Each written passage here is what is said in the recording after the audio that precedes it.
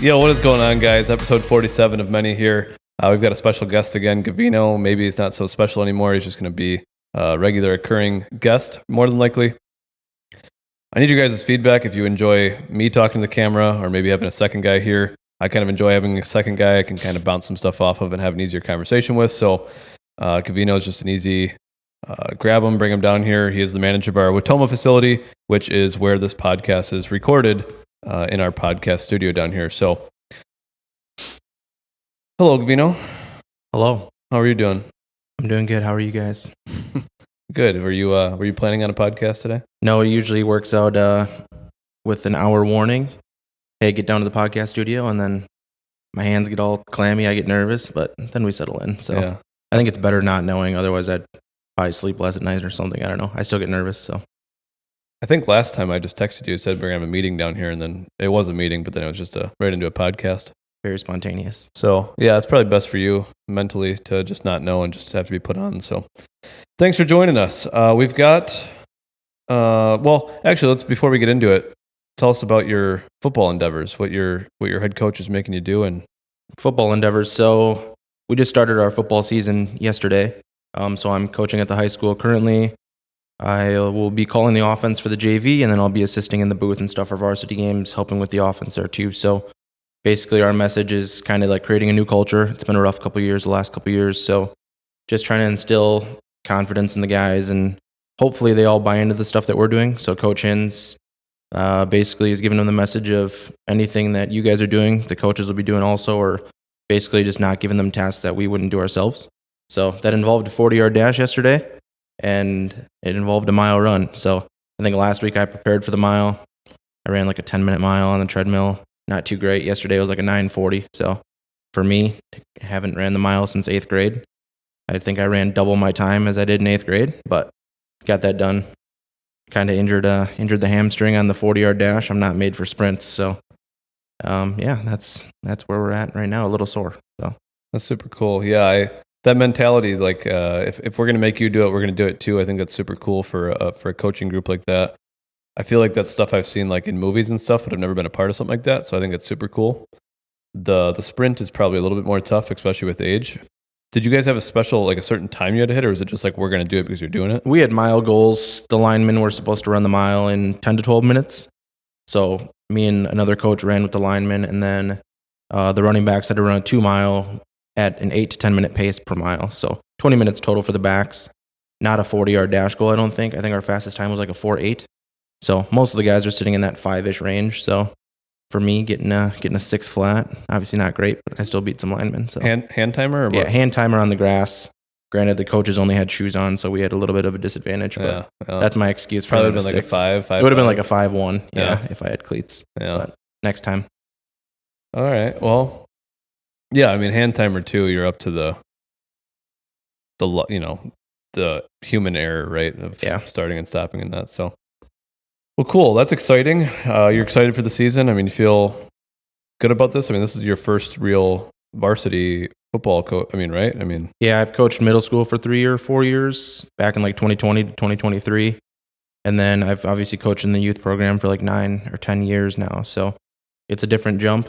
I'm still helping with the youth, but it's definitely a lot less since our practice times are basically the same night, same time. So I'm excited, nervous, but I think we've had good couple weeks of contact days, and I think we have a good group of freshmen that I've already had 3 years ago when they were in 6th grade. So I had those guys before. They're basically playing the same spots, just a little older now, and I think we'll definitely turn the page, hopefully, and win a couple games. So I think a lot of those programs too really benefit when you start from like the youth up. You know, you've been involved in youth so long, but now you're more in a varsity role, but say Chris, for example, or you, for example, or Chase, or whoever is going to be kind of in that long-term position working on that, I really think it's important that those faces are also at that youth level, you know, whether it's just on the games, whether it's coming to a couple practices, helping the youth coaches like develop a strategy for like how they want to coach the kids then, so that way that program is being developed that entire time. I feel like that's just such an important thing for like the longevity of a program and to really be successful.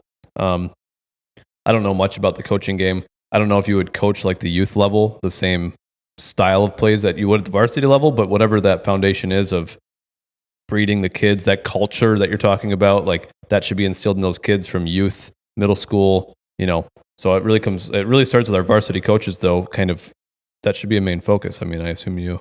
Yeah, Chris and I have both coached at the youth levels. Chris was actually my youth coach. I just found some old pictures of him with full head of hair and a little mustache when he was skinny, but it's kind of come full circle there. And like you said, it's just a connection to the youth. My first ever youth football team is now seniors. So that's how long I've been doing it. So it's kind of crazy that my starting running back in third grade is now the varsity starting running back as a senior. So it's cool. The kids look up to the varsity guys more than anything. They just want to know. They just want to talk to them. They want to be around them. So anytime we have a couple high school guys that'll make their way down to youth practices as well. So just a connection there, and hopefully keeping it going to middle school and then to high school. Do you guys do a good amount of stuff like getting the youth to come to your home football games and stuff too? I know there's like always that one night where the youth comes and they get on the field maybe, but I know like you said, just seeing the Friday night lights as a kid is like that. Oh my gosh, like someday, it's like seeing celebrities, right? Yeah, we encourage it as much as possible. We always let the youth kids know when there's a Friday night home game, and hopefully they're sitting in the stands, but usually they're running around behind the bleachers or throwing the ball around. Playing catch themselves. But yeah, there's a youth night specifically where all the kids get to run on the track. They get their names called. And then the flag football team plays a couple half times. So just trying to connect as much as we can. Fair enough. Well, cool. I'm excited for that. I think I'll actually maybe come to a couple games this year. Maybe I'll come to my first homecoming game ever since I've graduated myself. Come support you guys. I think maybe I've been to one homecoming game a while ago already. But yeah, I'd like to support you guys. I'd like to see the program succeed, obviously, and whatever that means. Even this year, I know it's been a rough couple of years, but even just changing that culture and that mentality, that's a win in itself. So hopefully you guys do a really good job of that, and excited to see where the program goes. So without further ado, my topic today is my topic for the day is the pressures of being young, the things that the young, the 20s, the late teens, the early 30s, you're questioning life, you're questioning if what you're doing is right, you're questioning if your job is right, your relationship is right, if you should have kids, if you should get a dog, like kind of like the growing up phase, right? Like in your teen years, in your high school, you kind of know what's going on, you're just going through the motions, you're not really thinking about a whole lot, but now it's like our brain is developing in our 20s, and we have all this external pressure. And this is something that I've been thinking about a lot, and I thought it'd be interesting for our viewers to listen, because looking at maybe somebody like me that's got the gyms and the moving and the real estate, it's like, oh, well, he's probably not worried about anything. I'm worried about a lot of stuff. Like I've still got a ton of outside pressure, so I thought it would just be interesting to kind of have a conversation about that. So, I've got a couple questions here pulled up on my phone, just kind of as things to kind of go over. But me in specific, right, is like I'm 27. When do I buy my own house? When do I? My parents had kids when they were 27, right? Like they had me when they were 26, 27, 28. They then, proceeded to have two more shortly thereafter. So it's just like those things kind of creep up. And so are you kind of in the same boat? You think I'm old? Like, I don't know if I'm going to have, start questioning, am I going to have kids someday? Like, am I going to be that grandpa I had kids when I was 40? You know what I mean? Like, Yeah, I think about it a little bit too. Obviously, me a little more than you. Granted, I'm only a year and a half older or whatever, but I'm just like, all right, I'm pushing 30. That's kind of the number where you're like, all right, I have a kid now. He's going to be 17 and I'm going to be almost 50. So that's kind of like where the older parent comes in, I guess. I know with my mom, she had me when she was 21. So she's just about turned 50 in 2 days. So it's kind of just a comparison, but times are different too. And you got to make sure it's the right person, right time as well. So I feel like things are a little bit harder nowadays. Obviously, everything is a little bit more expensive. So you got to keep that in mind as well. But I think you're always going to kind of compare yourself to your parents or the people around you too. So I think the times have definitely changed. Our parents, it wasn't abnormal to get married young. It wasn't abnormal to have kids at a young age. That was kind of like, and obviously one of our main things is creation, right? Like prolonging life and having, children and all that kind of stuff. So, I'm 27 now. Parents were having kids, which 27 was kind of late for that, but it was still fine. I'm to the point where I'm like looking like, well, in the next 5 years, when I was 21, 22, I was thinking, 27, I could see it. Like I could have a kid or two, but that's far out there. Now I'm 27. I'm like, I don't know. Still thinking like 5 years out there. I think the times have changed is a very good way to put it. I think a lot of people's career comes first now. I think a lot of people are focused on, do I have the right amount of income to worry about children? Do I, not just inflation, but even like 40 years ago compared to now, like the women's workforce is so much different than it was back then. We're encouraging women to go out and go to college to get professional careers. And I'm not saying there's anything wrong with that, but also like the birth of a child, like obviously it affects their career path, right? So like, it's just a constant, I feel like there's just a lot of kind of those things going on. Unless you're making 200 grand a year as an individual, it's pretty hard to support a family. Yeah. I don't know, just weird. So this is a constant thing that I kind of think about. I just don't have an answer for myself, I guess. Same. Yeah. I think the 5-year thing was kind of spot on, especially when you like hit like 25-ish. You're like, all right, well, I'm going to have a kid before I'm 30. And then when you get close to that 30 mark, it's like, all right, well, I should probably have a kid before I'm 35. And it's kind of just like that 5-year implement. But I guess you just take it year by year. And yeah, I mean, I feel like we're getting closer to that point for sure. But I feel a lot different than when I was 21, 22, saying in 5 years. But I still, from my aspect, I'm thinking business, I'm thinking growth, I'm thinking like all these other things. And so it's just tough.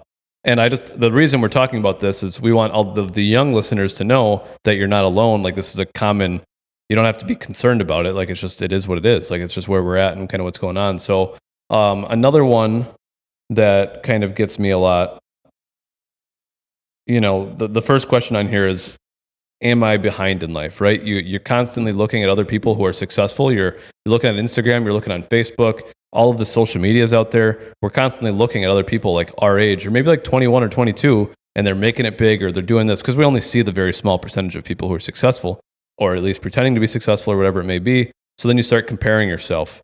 You've got buddies and friends, I've got buddies and friends. You start like, well, am I doing as good as them? Am I falling behind? Like, I feel like that's another constant, issue or I don't know, a constant mindset that we've got as well. I don't know. I feel like it's just another like, not a rabbit hole, but just a constant trap that we're in is look at everybody else around me and look at my stupid little life. Like I don't have my own place, or I don't have my own dog, or I don't have my own house, or whatever. And all my friends are buying these things, It doesn't help too. A lot of people our age go and buy the brand new truck. They buy the house, but I don't know if they can afford it. I think they're just doing stuff, Yeah, a lot of financing and I'm sure credit card payments and stuff like that too. And I think it's a never-ending comparison, like you said, even though in your mind it shouldn't be that way. Yeah. And it should be like, all right, me and my significant other, that's what I'm worried about. Do we have enough money together? Like, are we behind on rent? Is there issues with that? But I think you're always going to look at your buddy who's got the new 2025 truck and you're like, all right, well, I wish I could have that. But at this point, I just can't. So yeah. You compare jobs inside your head to the dude who's working in Chicago in finance or whatever to you still being in your hometown or whatever it is. But I think that the stuff that we're doing is great for the community, especially. And I know when you first get out of college or whatever, you first get back home, for me, it was like a year and a half in college and then I'm back home. People question you. They're like, oh, you're not in school anymore. You're always getting those comparisons. And that's just kind of the expectation is to go to college. But I think for us, it's different. And just giving back to our community here is sometimes bigger than the money you could be making in other places too. So, yeah, I think that's two good points. The college one, right? That's a constant issue in your 20s. And should I go back to school? Should I keep doing school? Like whatever. Should I graduate? Should I not graduate? Should I drop out? So yeah, those two things are pretty important. What am I doing with my life? Sometimes it's more about like your passion. I think a lot of people in their 20s, they're trying to find their forever job, where I think in your 20s is a great time to like find what you like to do. And for us, we've found something that's kind of like bigger than us. It's about the community. It's about the people. It's about like the health and well-being of individuals, which is kind of like the greatest thing. People need health. Like it's an awesome thing to feel. So I think one pressure is the being in your 20s. Am I doing the right thing? Have I found my forever job? Have I found my forever spouse? Have I found my forever home? You're trying to line all this stuff up and you're putting all this pressure on you when you don't need to do that. Just take it one day at a time and make sure you're doing something you love and you're passionate about. So I think that's what it comes down to. I question myself in that stuff, do we want to stay in Wisconsin? Do we want to have our, for Priority Fitness, do we want our home base somewhere here? Do we need to like relocate it? So it's like not even just personal. Obviously for me, it's a little bit of business too, but I constantly think like, oh, Tennessee sounds nice, Florida sounds, Arizona sounds great. But I think the most important thing is just take it day by day and win each and every day, and just kind of wherever life goes. Um, you can say everything happens for a reason, right? Like just stop overthinking it and just kind of let it play out the way it's supposed to. So the college thing though is an interesting topic. I feel like because a lot of people, I feel like I know more and more dropouts at this point, which do what you got to do, whether you want to stay in school or drop out. But I know a lot of people too, like you start hitting that like young to mid 20s and you're like, should I go back? Like, I know you dropped out. I'm on a break.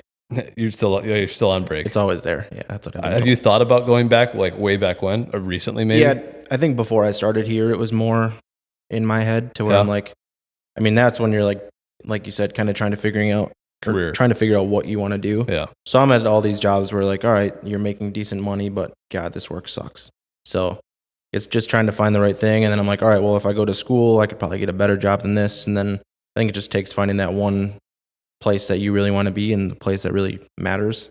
I mean, I'm sure you can always make money somewhere else or make more money, but I mean, there's a lot of people that are making a lot of money and they're not happy. So what's the point of it if you have all this money, but you hate getting up every day and going to work? So I think here it's nice because it doesn't really feel like a job. So it's just like helping people every day. You get to see the same faces. They enjoy seeing you. They notice when you're not there for a day or two and they ask where you were. So I think that's way more important than living in a big city where nobody knows your name. And I think you're just sitting not that you can't work a desk job in a big city, but I think it's just a better connection in a smaller town to where people know you. And I feel like it's just more important, I guess. So I like that. I think that's very strong. I mean, sometimes you just got to look at the bigger picture. Like money's a byproduct. Money's a tool. Money can buy happiness. Don't get me wrong. People say, oh, money doesn't buy happiness. Money can buy a lot of stuff. I bet if you had a Lamborghini and you're driving around, you'd be kind of happy. Or if you could go vacation wherever the hell you wanted, you'd probably be happy with it. But the day-to-day operations, right? Like a lot of people will sacrifice 40, 50, 60 hours a week of slaving away for that retirement when they're 65, right? The mandatory overtime they have to do for, I'm going to say it, like a lot of like the state and federal type businesses, like they lock you in. Like you have to be here for the next 30 years of your life and sign, you know what I mean? To get this retirement plan, to get this pension and all that stuff, which is fine. If that's the route you want to go, that's fine. But really value and try to justify, like, what am I trading my time for? And is it something that I am passionate about? And is do we have a shared goal? Like one of our things that we talk about a lot too is, what is our vision? Like, where do we want to go? Like, what does your future look like within our company? Like, how do we hit your goals by utilizing our company? Like our company is a tool to help Gavino get what he wants in life. Like that's how I position it. I don't ever want anybody to feel like I'm clocking in and clocking out and just getting paid. Like I want to figure out how can I use this business and this vision to get what I want in life, right? Like so, and I think that's something we're constantly working on. It's never a perfect picture, but it's like it is a target that's moving, but we just have to kind of figure out where it's moving and where it's heading and what we want that to be. So I think that's a common one that a lot of people are kind of figuring that out or having problems with. So let's see if I've got one more question for us that we can answer. Oh, you've got this is kind of I feel like a good one. Should I be doing more with my free time? This is a constant one for not everybody. We're going to make this a double question. Should I be doing more with my free time, and am I wasting my youth? What am I doing in my free time? So like this one kind of goes off of like the individual who wants more, who wants to attack more. They're questioning like, this is probably more of like the business mindset. Like, should I be building something for my own? Should I be learning new skills, new talents? Like, am I just, I don't know. I feel like this is one that hits me sometimes because I'm like, well, maybe I should just work till 10 o'clock at night. Maybe I shouldn't worry about my sleep schedule right now. And I'm so dialed in on sleep and fitness and all these other things. But I constantly think like, well, maybe I should just work like a half day Saturday. Like maybe that would help us get further faster, like, so do you ever have that? I mean, you can, if the answer is no, it's fine. But like, we're always doing stuff outside of work, but I just feel like it's always like in the back of my head, right? Like, well, maybe I could just go to the office Sunday for a couple hours and just like get ahead or whatever. Or maybe we should be working on that side hustle or, I feel like that's just a common thing that people kind of think about here and there. Yeah, I think I think I get in that mindset too, to where I'm like, all right, well, maybe I could especially if we're like short on staff or something, like, all right, maybe I should help out or maybe I should do a little more or whatever. But I think it's also good to have that balance to where you're away from work just enough and just find things that you're productive in different ways. Like you said, I mean, for me, I'm not that handy with tools. So whether it's like we get something new for the apartment or whatever, we build it, like that's just like a life skill and stuff like that too. So I think there's ways to be productive outside of work, but I think I could definitely do more here as well on the weekends or at nights. It's a little harder when I'm coaching sports. So that's kind of where my time goes outside of work too. But I think there's no right and wrong. I guess it's just a balance of whatever you think is best. But I think you could always do more to get to the finish line quicker, but sometimes you just need a break too. So yeah, I think it's definitely a balance thing.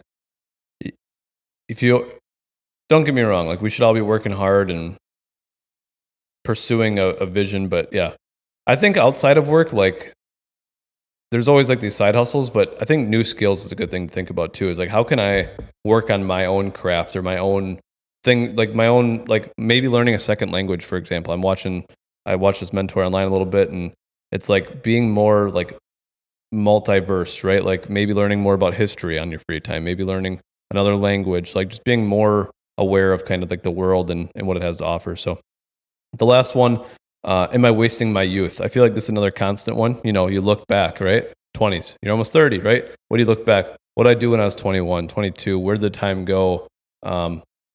So maybe not as much like, am I wasting my time now? But you kind of look back and like, I don't ever say I wish I would have done this or that, but it's like, damn, if I could only be 22 again, if I could only be 23 again, like what was I doing then? You know, if I knew what I know now back then, what would I have done different? You know, I just feel like these are kind of constant thoughts that are kind of coming up in my head, at least. I don't know.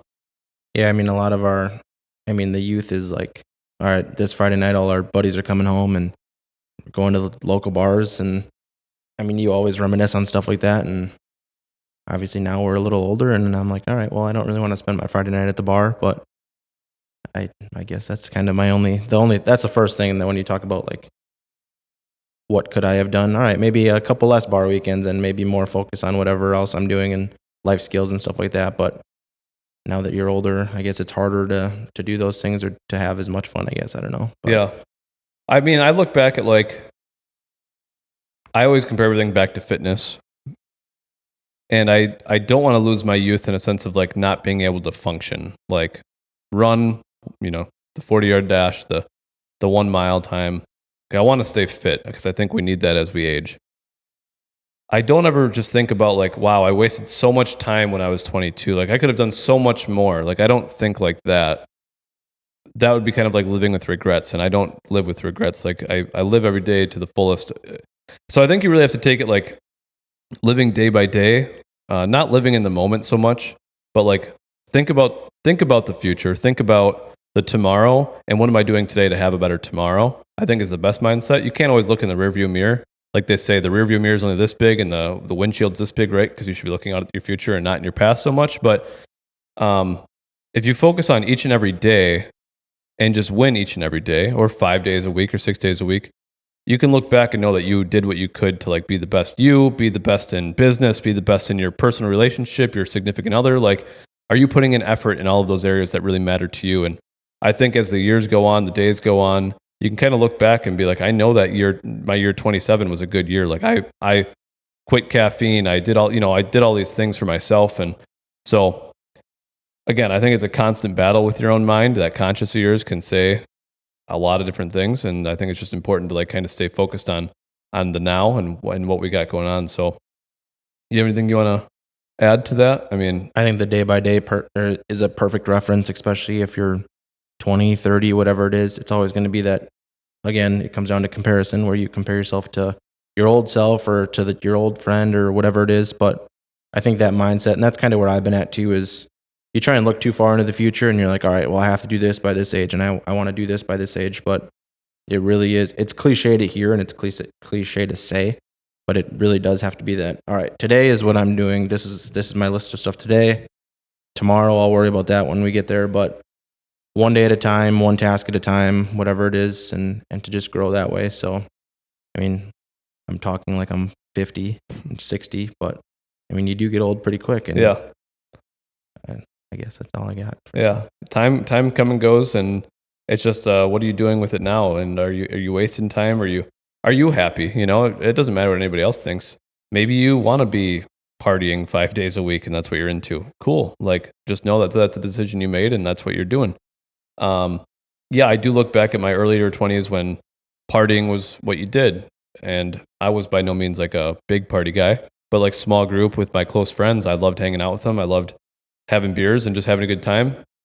I feel like as you grow, you mature differently. Your brain kind of thinks a little bit differently. You think a little bit more like of the future in a sense. And when you're young, you don't really think about that as much. You're just like, I'm young. I can do whatever I want. You start getting older, you start kind of, again, realizing the world. And me personally, this has nothing to do with anything, but like I'm way more aware of like my surroundings now than I was when I was younger.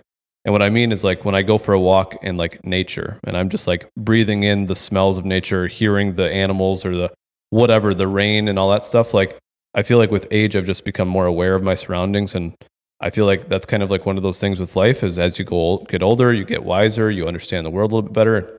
I feel like I'm just kind of experiencing some of those things, which is super cool in a sense. You know, I don't want to say I'm old and I like smelling flowers necessarily. Or I want to, you know, my dad's into that at this point. Like, look at how awesome he's a little old.